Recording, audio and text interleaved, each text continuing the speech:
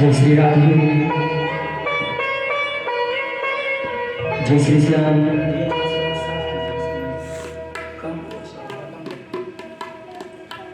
जय श्री राधे, जय जय श्री श्याम। जय श्री राधे,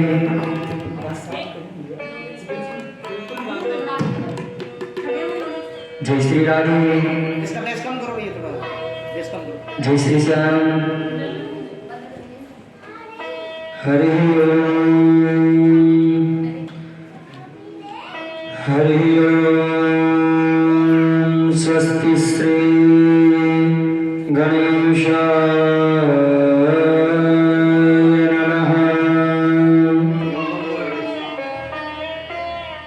हरि ओम। श्री परमात्मने नमः।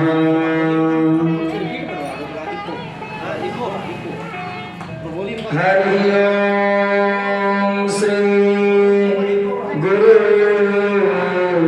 चरण कमलेभ्यो नमः।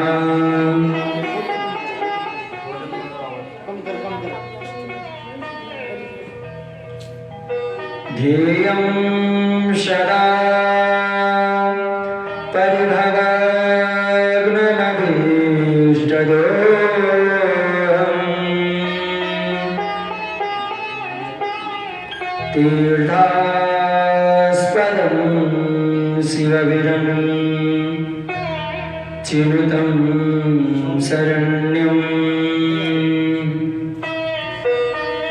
विद्यार्थिहं प्रणतवा लभवाब्धिपोतम्।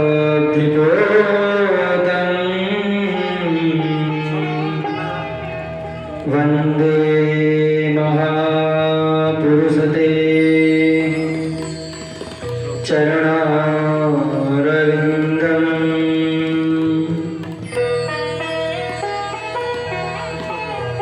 वंशे विभूषितकरा नवनीरदाभात्।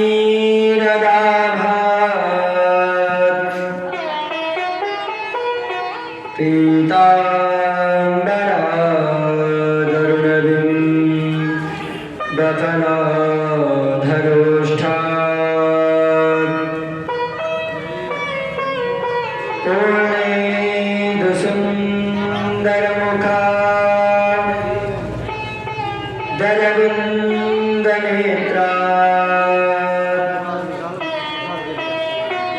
क्षणात् परं किमपि तत्त्वमहं न जाने।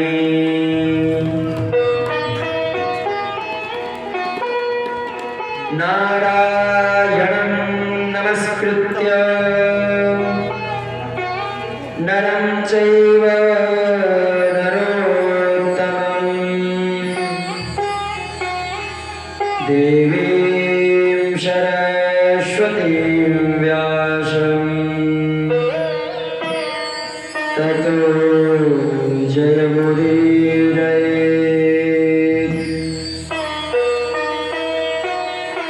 श्री सीतानाथ समारम्भाम् श्रीरामानन्दार्य मध्यमाम्।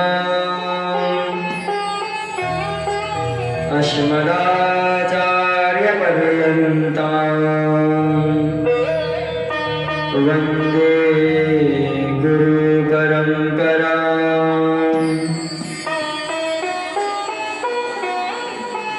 गुरुर्ब्रह्मा गुरुर्विष्णु गुरुर्देवो महेश्वर। गुरुः साक्षात् परब्रह्म तस्मै श्री गुरवे नमः।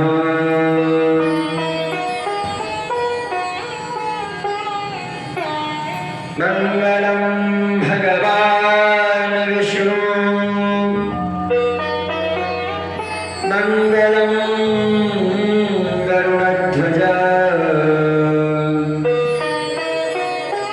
मङ्गलं पुण्डरीकाक्ष मङ्गलाय तनोहरि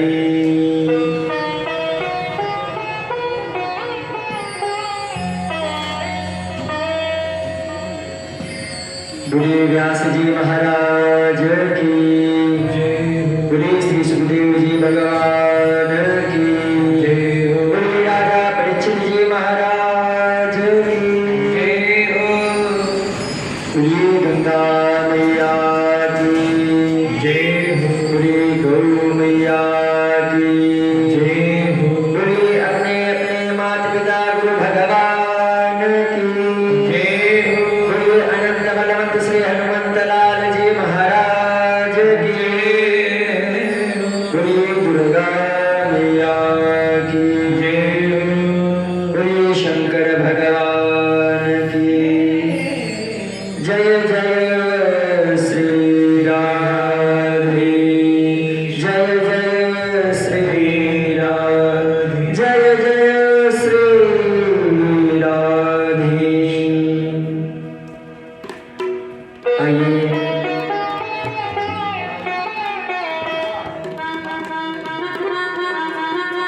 कुछ क्षण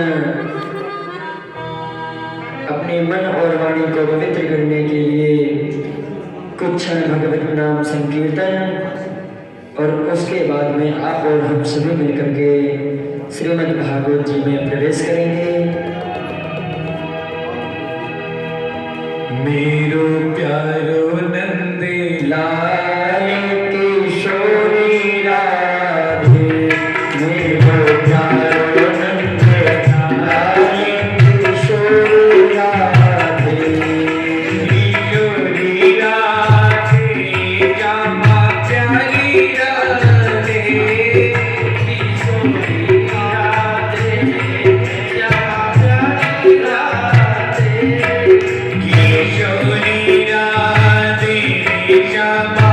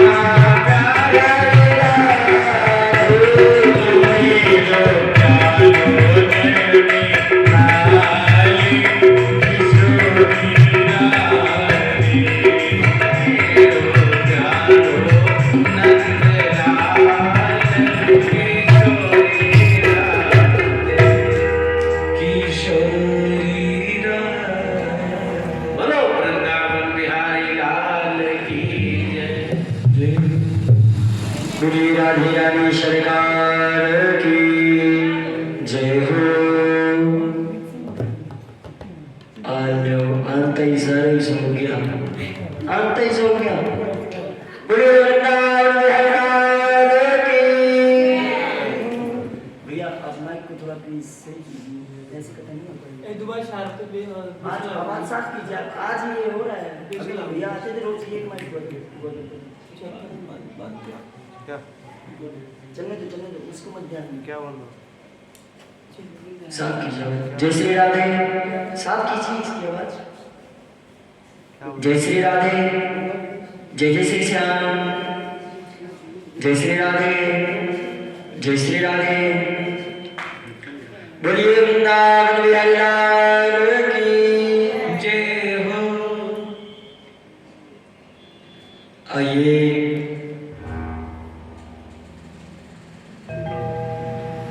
आप सभी भक्तजनों के अंदर विराजमान मेरे ठाकुर जी महाराज की वाकई प्रतिमूर्ति, शब्दमयी प्रतिमूर्ति को देखते हुए उनके चरणों में बारंबार कोटि कोटि प्रणाम है। और हमारे कई भक्त फेसबुक यूट्यूब के माध्यम से लाइव इस कथा का श्रवण पान कर रहे हैं, तो उन सभी को भी बहुत बहुत धन्यवाद। जय श्री राधे। महाराज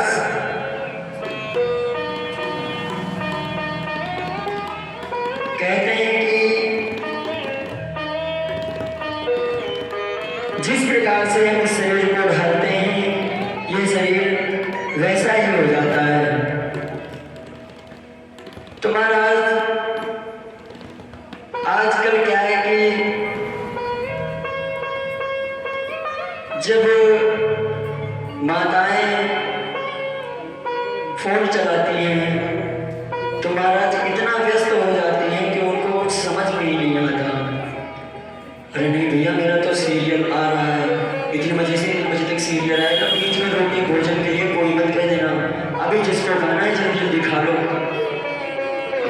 बाद में भैया 8 बजे से 9 बजे के बाद मुझे किसी ने रोटी मांग ली तो फिर मेरे से खतरनाक कोई नहीं है। बोले महाराज, तो जिस प्रकार से आजकल की माताएं बहनें करती हैं, फोन इत्यादि का यूज करती हैं, तो महाराज वैसे ही उनकी संतान करती है। संगत से गुण आवत हैं और संगत से गुण जान। तो महाराज जब गर्भाशय में शिशु होता है तो आजकल क्या होता है कि बाहर आने से पहले ही वो फोन चलाना सीख जाता है, क्योंकि भाई माँ जब उसका फोन चलाएगी तो वो भी फोन चलाना स्वाभाविक है, वो तो सीखेगा ही।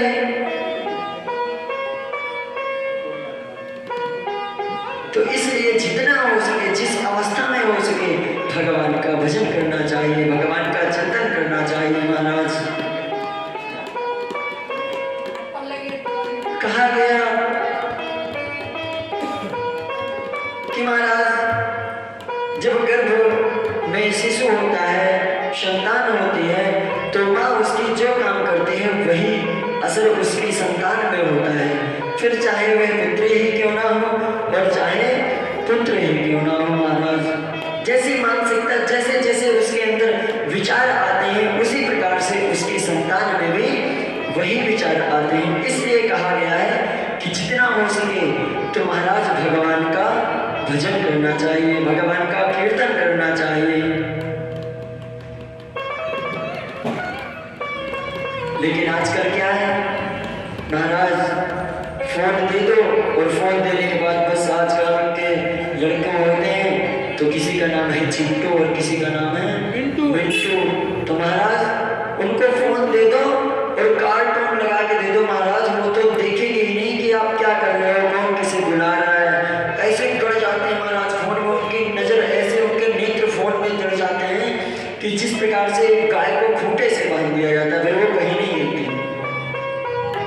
तो महाराज उसी प्रकार से आजकल की संतानें हैं, आजकल आप देखते हैं। और फिर क्या किया जाता है कि उस फोन का सदुपयोग नहीं करते, दुरुपयोग उस मौत से दुरुपयोग सदुपयोग की बातें नहीं सीखते। अच्छी बातें सीखनी चाहिए, अच्छी बातें सुननी चाहिए, लेकिन वह क्या करते हैं? बेकार की चीजें, जो बर्बाद कर देने वाली चीजें हैं महाराज, वह देखते हैं। तो महाराज देखिए, एक बार हम और राजेश भैया चूरू जिला में कथा कर रहे थे महाराज। तो वहां क्या हुआ, एक लड़का है, आजकल एक गेम चला है महाराज, बड़ा नशीला गेम है, उसका नाम है पबजी। तो महाराज वो जो पबजी गेम है, वो लड़का कथा में आया और उसकी माँ ने कहा महाराज इसको आप कुछ गुरु मंत्र दे के जाओ, मैं सोच रही हूँ कि इसका गुरु आप बन जाओ, इसको अपने साथ रखो, इसको अच्छी अच्छी बातें बताओ। देखो आप कितनी छोटी अवस्था में भागवत कथा करने लग गए, भगवान में अपना मन लगा लिया, तो महाराज इसको भी आप समझाओ। लेकिन महाराज जब वो हमारी कथा में आया तो ना तो उसने हमारे दर्शन किए और ना हमारे ठाकुर जी महाराज के दर्शन किए। चलो भैया हमारे मत करते, ठाकुर जी को तो कर लो। तो ना तो उसने हमारे ही दर्शन किए और ना ही हमारे ठाकुर जी के। राजेश भैया की नजर क्या थी कि उसी पबजी वाले बच्चे के पास भी थी। अब राजेश भैया बार बार देख रहे कि बताओ व्यास जी कथा कर रहे हैं, कितनी अच्छी अच्छी बातें बता रहे हैं और ये तो ध्यान ही नहीं दे रहा। तो महाराज ऐसे ऐसे गेम हैं कि महाराज बताओ, उसके अलावा उसे कुछ पता ही नहीं चलता। आजकल के संतानों से पूछो, अरे बेटा जरा बताना दिवाली क्यों मनाते हैं? तो महाराज उन्हें क्या होता है कि उन्हें तो महाराज पटाखे फोड़ने से मतलब होता है। दिवाली क्यों मनाते हैं, दिवाली किस लिए मनाते हैं, दिवाली का प्रारंभ कहाँ से हुआ, महाराज उन्हें कुछ नहीं पता होता है। बस उन्हें तो इतना पता होता है शाम को पिताजी आएंगे, माताजी आएंगे तो हमारे लिए पटाखे की व्यवस्था करके लाएंगे, बस पटाखे आने चाहिए हमारे पास। तो महाराज किसी से पूछ लो होलिका क्यों मनाई जाती है, होली क्यों मनाई जाती है, रामनवमी क्यों मनाई जाती है? तो महाराज जैसे हम अपने संतान को ज्ञान देंगे, जिस प्रकार से संस्कार देंगे, वह हमारे संस्कार उसी प्रकार से सदुपयोगी माने जाएंगे महाराज। लेकिन आजकल क्या है, देखो महाराज स्वयं ही फोन में इतने बिजी हैं, स्वयं ही भगवान का भजन नहीं करना, तो बालक क्या भजन करेंगे? नहीं महाराज अभी भजन, अभी इसको माला दे देंगे ना, ये तो बाबा बन जाएगा। बोली नहीं, इसे तो इंजीनियर बनाना है, इंग्लिश मीडियम में भेजना है। तो महाराज आजकल इतना आधुनिक है व्यवहार कि देखिए हम यहाँ बैठ के कथा कर रहे हैं और दूर दूर के हमारे यजमान हमारे भक्तगण बड़े फेसबुक से लाइव और यूट्यूब से लाइव देख रहे हैं। तो ये विज्ञान का आधुनिक, इतना विज्ञान साइंटिस्टों ने इतना इतना बना दिया है। जब पहले के लोग होते थे तो फोन छूते थे, हमारे पिताजी कई बार बात करते थे, हम देखते थे अरे करंट तो नहीं मार देगा महाराज, तो डर लगता था महाराज फोन छूने से कि पता नहीं कैसे बात होती है, ना कोई इसमें तार है ना कोई कनेक्शन है, पता नहीं बात कैसे, यहाँ से फोन लगाया और वहाँ पता चला वृंदावन में बात होती थी मैया से। तो बताइए ये आधुनिक व्यवहार है। कथा हमारी मंडी डबोली में चल रही है, पंजाब में चल रही है और कहाँ राजस्थान और उज्जैन, कहाँ कहाँ के भक्तगण बताइए हमारे देख रहे हैं। ये सब विज्ञान का आधुनिकता है महाराज। तो जिस प्रकार से हमारे संस्कार होते हैं, हमारे व्यवहार होते हैं, उसी प्रकार से हमारे संतानों के व्यवहार होते हैं। बाढ़ पुत्र पिता के धर्मा, महाराज जैसे पिता के संस्कार होते हैं, जैसे पिता के पुण्य होते हैं, उसी प्रकार से महाराज पुत्र भी असर पड़ता है। इसी प्रकार महाराज कल आप सभी को बताया गया था कि दयाया सर्वभूतेषु, भगवान कहते हैं कि मैं किस प्रकार खुश होता हूँ कि सभी भूत प्राणियों के ऊपर दया करने से मैं खुश हो जाता हूँ। और इसी प्रकार से महाराज पृथ्वी ने माता पृथ्वी को अपनी पुत्री बनाई और जितने बड़े बड़े पहाड़ थे सभी जाकर के उत्तराखंड हरिद्वार इत्यादि में ठहराए, स्थापित किए। और महाराज इस प्रकार से के राजा बने हुए।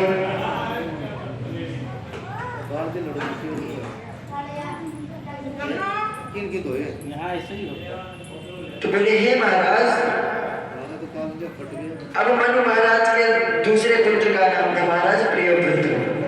राजा परीक्षित कहते हैं हे महाराज अब मुझे आगे की कथा सुनाइए। तो महाराज मनु महाराज के दो पुत्र थे, एक का नाम प्रियव्रत, दूसरे का नाम उत्तानपाद। तो महाराज जब प्रियव्रत थे तो वो बड़े प्रतापी राजा थे महाराज। एक दिन में बैठे बैठे सोचने लगे कि अरे ये पृथ्वी में कुछ है ही नहीं, बोले मैं इतना भजन करूंगा, इतना कीर्तन करूंगा कि मैं रात्रि होने ही नहीं दूंगा, क्योंकि रात्रि में मनुष्य सो जाते हैं, सभी व्यक्ति सो जाते हैं। तो बोले मैं रात्रि होने ही नहीं दूंगा। तो क्या किया महाराज एक बार प्रियव्रत जी ने कि एक ऐसा विशाल तपस्या की और ऐसा विशाल रथ बनाया जो सूर्य के समान चमचमाता हुआ महाराज, किसी की नजरें ही नहीं टिकती। जिस प्रकार से हम सूर्य को एक क्षण भी नहीं देख सकते, हमारी आंखें तिलमिला जाती है महाराज, उसी प्रकार से प्रियव्रत जी को बढ़िया रथ मिला और इस पृथ्वी में घुमा घुमा करके उन्होंने 7 दिन तक घुमाया इस पृथ्वी के ऊपर। महाराज 7 दिन तक घुमाया तो बड़े बड़े गड्ढे हो गए। तो महाराज 7 द्वीप बन गए, जो गड्ढे हुए थे वो 7 द्वीप, कहते हैं ना कि 7 समुद्र बन गए महाराज। अब जाकर के महाराज एक बार ब्रह्मा जी ने देखा, अरे ये तो तुम अच्छा नहीं कर रहे हो, क्योंकि भगवान की बनाई सृष्टि में तुम अपने हिसाब से भगवान की सृष्टि चलाना चाहते हो। अरे भगवान की सृष्टि है महाराज, इसे केवल स्वयं भगवान का ही अधिकार है, भगवान ही चला सकते हैं। अरे दूसरे किसी की गाड़ी हम कैसे चला सकते हैं बिना उससे पूछे, बिना उससे जांचे महाराज। तो भगवान इस प्रकार से प्रियव्रत जी ने उनका कहना माना और बोले महाराज किसी प्रकार से 7 द्वीपों का बखान किया महाराज। पहला द्वीप है जिसे बोलते हैं जम्बूद्वीप। जब हमारे पंडित जी पूजन कराते हैं तो इसमें आता है जम्बूद्वीप है, भरतखंडे, भारतवर्षे महाराज। तो जब 9 खंड हो गए महाराज, तो जम्बूद्वीप अधिपति महाराज अग्निधि बने, उनके 9 महाराज बेटे हुए। पूर्व चरित्र में 9 पुत्रों को बंटवारा कर दिया महाराज। पहला खंड अजनाभ भारत खंड के नाम से हम जिसे जानते हैं, और उनके अधिपति हुए महाराज नाभि।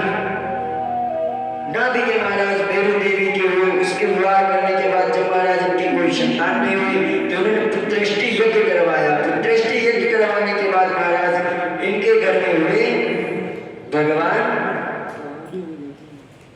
तो महाराज जब ब्राह्मणों ने देखा तो बोले ब्राह्मणों की तपस्या करवाओ, ब्राह्मणों को भोजन करवाओ और जब तुम्हारी संतान होगी महाराज। तो इस प्रकार से महाराज यज्ञ करवा करके भगवान ने प्रतीक्षाएं की महाराज, और ब्राह्मणों को भगवान का आशीर्वाद दे करके महाराज प्रियव्रत जी जैसे तैसे अपनी संतान का पालन कर रहे थे और हंसकर ब्राह्मणों को योग्य वचन ब्राह्मणों को दिया महाराज। और नाभि के पुत्र महाराज ऋषभदेव प्रकट हुए। बोलिए ऋषभदेव भगवान की जय।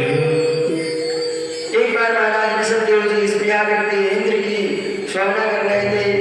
तो महाराज जब ऋषभदेव जी की सब लोग पूजा करने लग गए, अब इंद्र ने सोचा कि अरे यहाँ तो ऋषभदेव जी की पूजा हो रही है। तो इंद्र ने क्या किया महाराज, वर्षा करनी बंद कर दी। इंद्र का एक ही काम है, पानी बरसाना, जल बरसाना। तो महाराज इंद्र ने जल बरसाना बंद कर दिया। सोचा कि अब मेरे अलावा कोई जल बरसाएगा ही नहीं। तो महाराज ऋषभदेव जी ने जल बरसा करके सभी पृथ्वी को पुनः जीवित किया। और महाराज ऋषभदेव जी का विवाह हुआ महाराज जयंती से, और जयंती का विषय माता ऋषभदेव जी हुआ, पुत्रों को जन्म दिया महाराज। इनके 100 पुत्र हुए महाराज, 100 पुत्र हुए महाराज।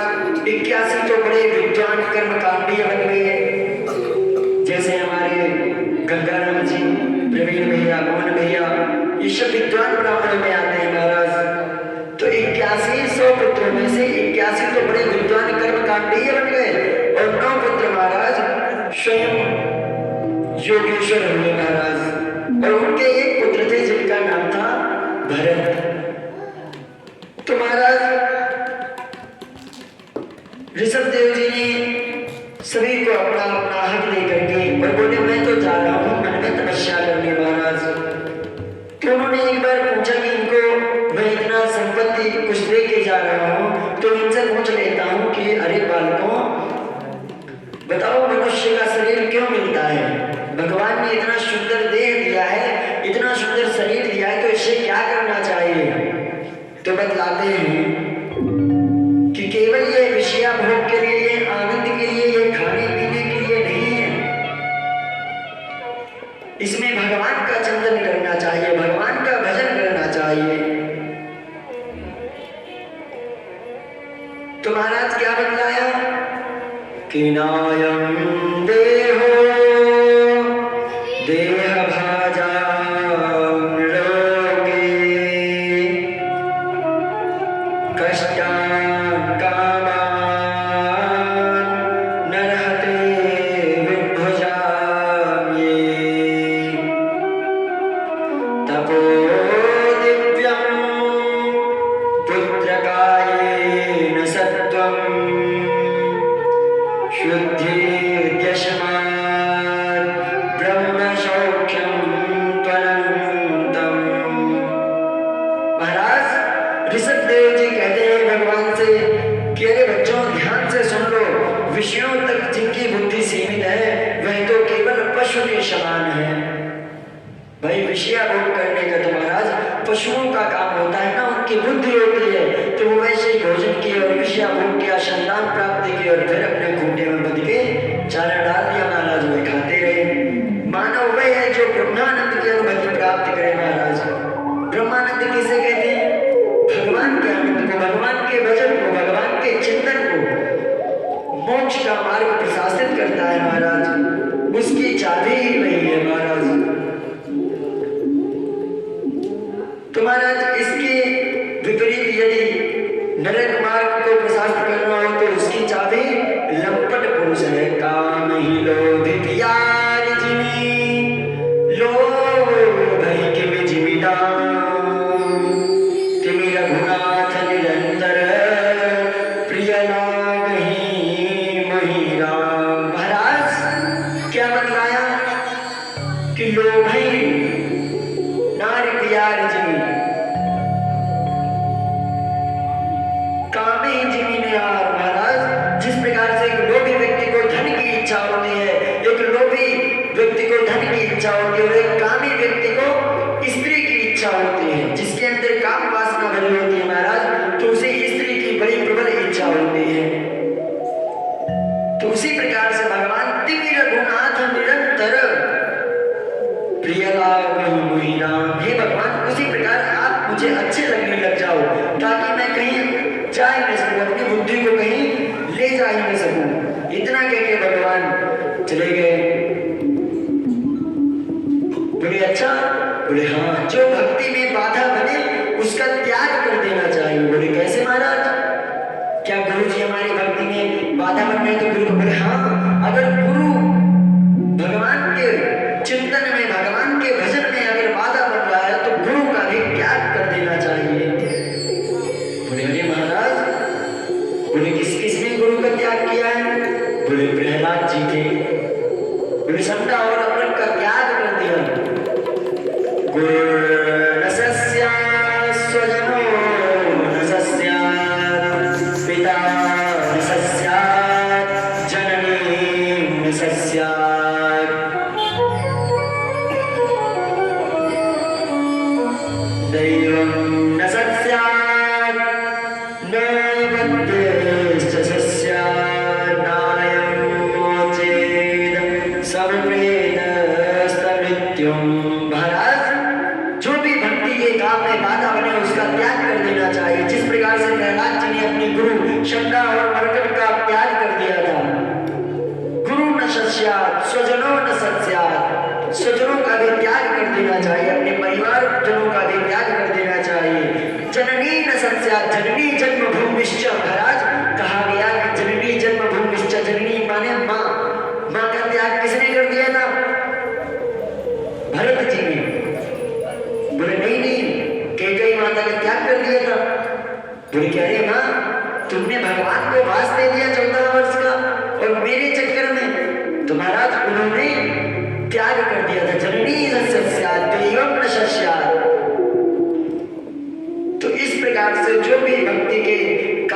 बाधा डाले उसका त्याग कर देना चाहिए।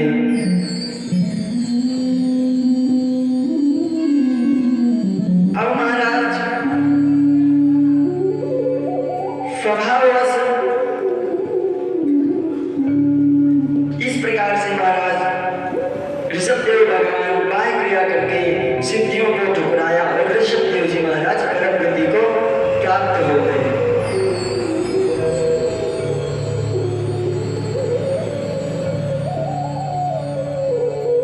महाराज जब राजा जड़भरत थे तो उनका विवाह हुआ पंचजनी नामक एक कन्या से राजा भरत का विवाह हुआ। ऋषभदेव नंदन भरत साम्राट बने और 5 पुत्रों हुए उनके महाराज। सुमति को सत्ता का भार सौंपकर भरत जी दुल्हाश्रम शालिग्राम क्षेत्र मुक्तिनाथ नेपाल में महाराज तपस्या करने के लिए चले। एक दिन गंडकी नदी के किनारे भगवान सूर्य नारायण को जल दे गए थे महाराज। तो वहां क्या हुआ, एक गर्भिणी हिरणी आई महाराज और वहीं विचरण कर रही थी महाराज। जब शेर आया तो शेर के डर के कारण वह गर्भिणी मृगी उछाल मार के जैसे ही महाराज जाने लगी तो उसका गर्भपात हो गया महाराज। उसका बच्चा नीचे गिर गया और वह डर के कारण भग गई। तो भगवान संध्या कर रहे थे भरत जी महाराज। उन्होंने देखा अरे ये सिंह तो इसे खा जाएगा, कोई भी इसे कुत्ता बिल्ली कोई भी आके इसे मार देगा।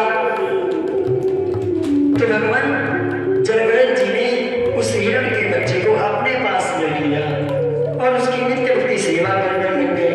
अब महाराज हमें भक्ति भाव करने वाले अगर हमारे पास किसी प्रकार का कोई आ जाता है, छोटा सा बिल्ली का बच्चा ही आ जाता है महाराज, तो हमें उसके अंदर मोह हो जाता है। तो जड़भरत जी महाराज को इसी प्रकार से हिरण के बच्चे से मोह हो गया और वह नित्य प्रति उसकी चिंतनाओं में लगते रहे। अरे हमारे घर में कोई अतिथि आ जाता है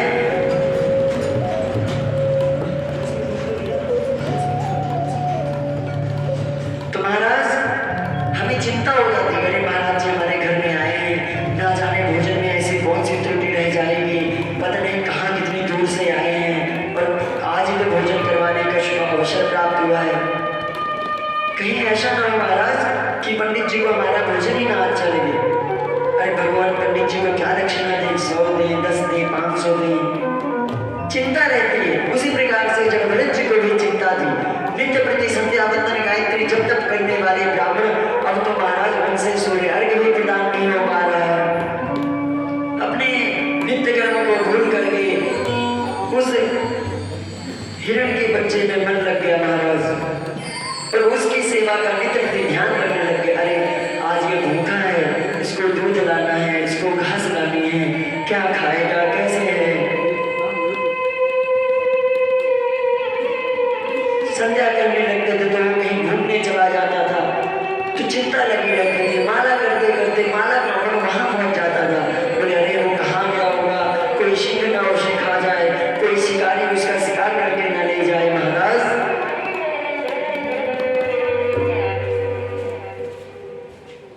तो जब भरत जी ने देखा कि अरे अब तो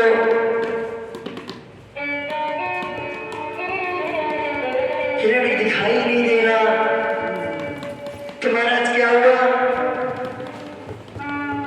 कि वो वन में भ्रमण कर रहे थे, ढूंढ रहे थे। तो एक बार क्या हुआ महाराज, वहां से पालकी जा रही थी महाराज और उस पालकी में कौन सा राजा था महाराज, राजा रघुगण। राजा रघुगण भगवान कपिल के यहाँ सत्संग करने के लिए जा रहा था। तो उनकी पालकी का देखिए, पालकी में डोली जब उठाते हैं तो पहले के जमाने में डोली में 4 हुआ करते थे व्यक्ति। तो एक उनको डोली उठाने वाला बीमार हो गया। अब उन्होंने देखा अरे ये बाबा बढ़िया तगड़ा खाए पिए, भरत जी महाराज तो बढ़िया हट्टे कट्टे थे, बोले चलो इसे ले चलते हैं, ये हष्ट पुष्ट दिखाई दे रहा है और इसको ही हम ले चलते हैं, ये पालकी उठाएगा। तो महाराज जब रघुगण की पालकी उठाने के लिए ले गए तो तीनों तो उनके जो घर के थे तो वो तो महाराज सही चल रहे थे। अब राजा जलभरत जी महाराज कोई चींटी आ जाए कोई कीट पतंगा आ जाए तो उछल जाते थे महाराज। तो वैसे ही रघुगण के सिर पे लगता था खड़ा। अब महाराज रघुगण बार बार एक बार नहीं बोला दो बार नहीं बोला कोई मारे तो चलो भैया एक बार गलती से लग गया दूसरी बार गलती से लग गया।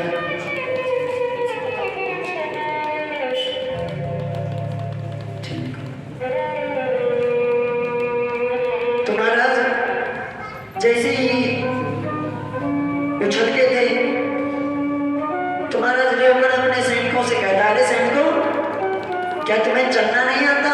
क्या तुम खा पी करके नहीं आए हो? मरे हुए से चल रहे हो? बोले अरे राजन हम तो सही चल रहे हैं। ये जो नया कार आया है इसे चलना ही नहीं आता। ये कभी उछाल मार देता है कभी यहाँ वहां हो जाता है। बोले अरे इसको समझाओ कि सही से चले।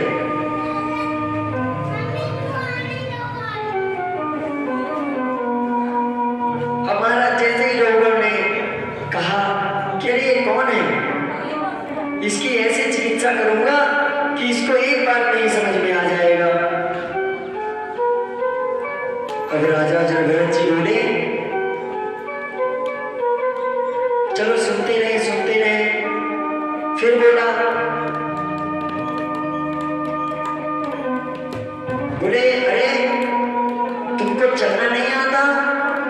कैसे चल रहे हो? मुझे बार बार मेरे सिर पे लगता है। जैसे कहते ना कि साधु चले भुइया भुइया चींटियां बचा के।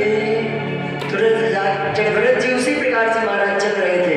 कोई चींटी आ जाती थी कोई कीट पतंगा आ जाता महाराज उछल जाते थे कि मेरे वजह से किसी की मृत्यु ना हो जाए महाराज। तो जैसे ही रघुगण ने कहा कि ऐसी तुम्हारी चिकित्सा करूंगा तो महाराज जलभरत जी कहते हैं कि अरे राजन तुम किसकी चिकित्सा करोगे? क्या इस शरीर की चिकित्सा करोगे? बोले इस शरीर में मेरा कुछ है ही नहीं। किसकी चिकित्सा करोगे? ना मेरे ये नेत्र है ना मेरा ये मुख है ना मेरे ये पैर है ना मेरे ये हाथ है महाराज। ये शरीर भी मेरा नहीं है। रघुगण भी बहुत विद्वान था सत्संगीता जानता था। बड़े बड़े विद्वान लोगों के साथ सत्संग करता था तो वो समझ गया।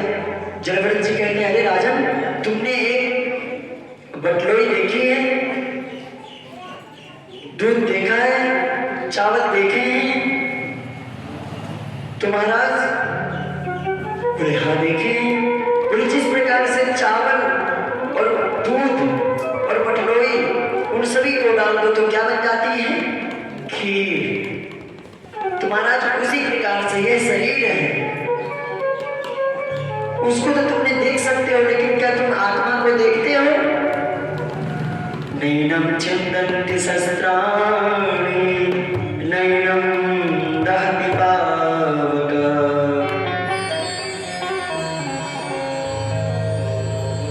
बोले क्या तुम इस आत्मा को देखिए जिसको तुम दंड दे सकते हो जिसकी तुम चिकित्सा कर सकते हो? बोले नहीं महाराज। बोले ना तो तुम मुझे मार सकते हो ना इसको शरीर को मार सकते हो ना जला सकते हो शरीर को मार सकते हो लेकिन इस आत्मा को चेतन अमल सहज सुख राशि। महाराज ये जो आत्मा है इसको ना कोई काट सकता है ना कोई मार सकता है ना कोई जला सकता है। इस प्रकार से महाराज राजा रघुगण को सभी सारी बात समझ में आ गई और बोले महाराज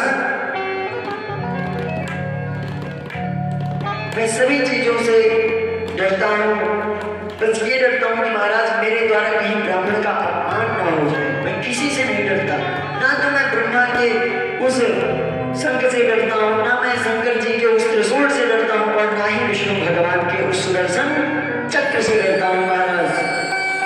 डरता हूँ तो किससे? ब्राह्मणों कहीं मेरे द्वारा किसी विद्वान ब्राह्मण का अपमान ना हो जाए, विद्वान ब्राह्मण की निंदा ना हो जाए। तो महाराज आप तो ब्राह्मण हैं,